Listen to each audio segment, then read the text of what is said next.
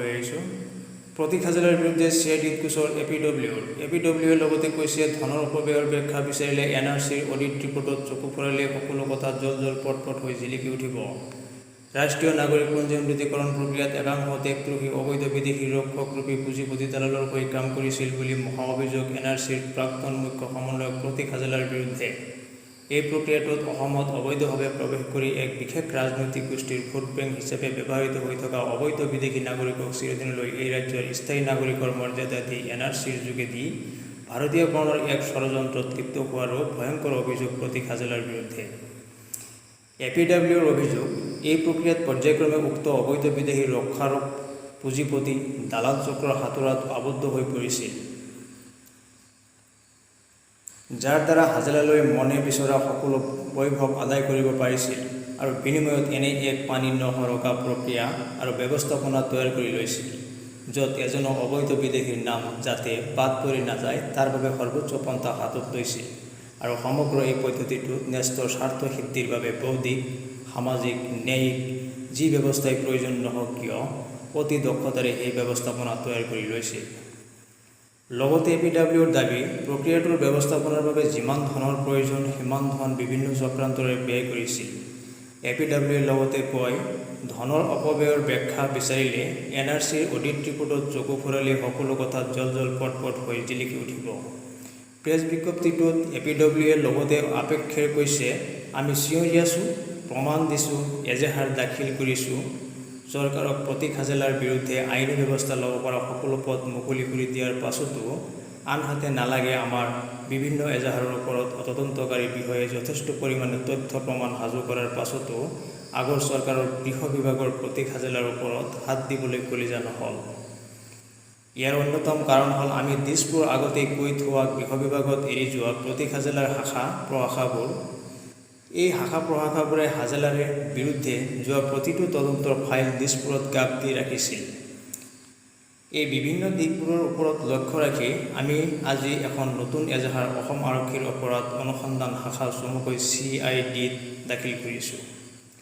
এই এজাহাৰত প্ৰতীক হাজেলাই কিদৰে বাংলাদেশী মূলৰ অবৈধ নাগৰিক কেইটাৰ ডাটা এণ্ট্ৰি অপাৰেটৰ হিচাপে নিযুক্তি দি ওপৰত কোনো বিষয় চালি চাব নোৱাৰা ছফ্টৱেৰ তৈয়াৰ কৰি সমগ্ৰ বংশবৃক্ষ পৰীক্ষণ প্ৰক্ৰিয়াটোকে এখন নাটকত পৰিণত কৰি দেশ আৰু জাতিক চৰম প্ৰতাৰণা কৰি আভুৱা ভৰা এখন NRC প্ৰকাশ কৰিলে সেয়া দৃষ্টিগোচৰ কৰি এক তদন্ত বিচাৰি আকৌ এবাৰ ৰাজ্য চৰকাৰৰ কাষ চাপিছোঁ বুলি মন্তব্য এপিডব্লিউৰ। বৰ্তমানৰ NRC ৰাজ্যিক সমন্বয় এগৰাকী দাখিল কৰা শপতনামাত স্পষ্ট উল্লেখ কৰা হৈছে যে NRC বংশবৃক্ষ পৰীক্ষণৰ নামত হোৱা ফেমিলি ট্ৰী মেটচিঙত 40% ভুল আছে, যি সাধাৰণ মানুহৰ ভুল হ'ব নোৱাৰে। ই এক সুপৰিকল্পিত সুনিয়ন্ত্ৰিত ষড়যন্ত্ৰ। প্ৰতীক হাজেলাই ইয়াৰ নায়ক। এয়া এক দেশদ্ৰোহী অপৰাধ। এয়া অতি গুৰুত্বপূৰ্ণ কথা। আশা কৰিছোঁ নতুন মুখ্যমন্ত্ৰী তথা গৃহমন্ত্ৰী ডক্টৰ হিমন্ত বিশ্ব শৰ্মা ডাঙৰীয়াই এই বিষয়ত হস্তক্ষেপ কৰি প্ৰয়োজনত অভিজ্ঞ আৰক্ষী বিষয়াৰ দ্বাৰা এক বিশেষ তদন্তকাৰী গোট তৈয়াৰ কৰি হ'লেও এক পুংখানুপুংখ তদন্তৰ জৰিয়তে প্ৰকৃত সত্য পোহৰলৈ আনি দেশদ্ৰোহিতাৰ অপৰাধত অপৰাধীৰ ভূমিকা লোৱা প্ৰতীক হাজেলাক দোষী সাব্যস্ত হ'লে শাস্তিৰ ব্যৱস্থা কৰিবলৈ দাবী জনালোঁ। শেষত আকৌ এবাৰ উনুকিয়াই থলোঁ যে মাননীয় মুখ্যমন্ত্ৰী তথা গৃহমন্ত্ৰী ডাঙৰীয়াই যাতে এতিয়া অসমৰ গৃহ বিভাগৰ বিভিন্ন স্তৰত প্ৰতীক হাজেলাৰ দালাল হিচাপে কোন বিষয় কাম কৰি আছে সেয়া যেন নজৰ দিয়ে। এইসকল সক্ষম হৈ থকালৈ শুদ্ধ NRC প্ৰস্তুতকৰণৰ এক উল্লেখ স্বপ্ন হৈ ৰ'ব। বন্ধুসকল, মোৰ চেনেলত যদি নতুনকৈ আহিছে কাইণ্ডলি ছাবস্ক্ৰাইব কৰি বেল আইকনটো টিপিবলৈ নাপাহৰিব। ইয়াৰ পিছৰ খবৰটি হৈছে, যোৰহাটত সম্পূৰ্ণ লকডাউন হ'ব নেকি? যোৰহাটলৈ আহি কি ক'লে স্বাস্থ্যমন্ত্ৰীয়ে? ক্ৰমাগতভাৱে সংক্ৰমণৰ হাৰ কমি অহাৰ ধাৰা অব্যাহত থাকিলে যোৰহাটত সম্পূৰ্ণ লকডাউন ঘোষণা কৰাৰ সম্ভাৱনা কম। COVID-19 সংক্ৰমণৰ সংখ্যা বৃদ্ধি পাই থকা বাবে যোৰহাট জিলাত সম্পূৰ্ণ লকডাউন ঘোষণা কৰাৰ সম্ভাৱনাই দেখা দিছিল। কিন্তু বিগত 4 দিনত ক্ৰমাগতভাৱে কমিবলৈ ধৰিছে সংক্ৰমণৰ সংখ্যা। 22 জুনত যোৰহাটত সংক্ৰমণৰ হাৰ আছিল 2.73%।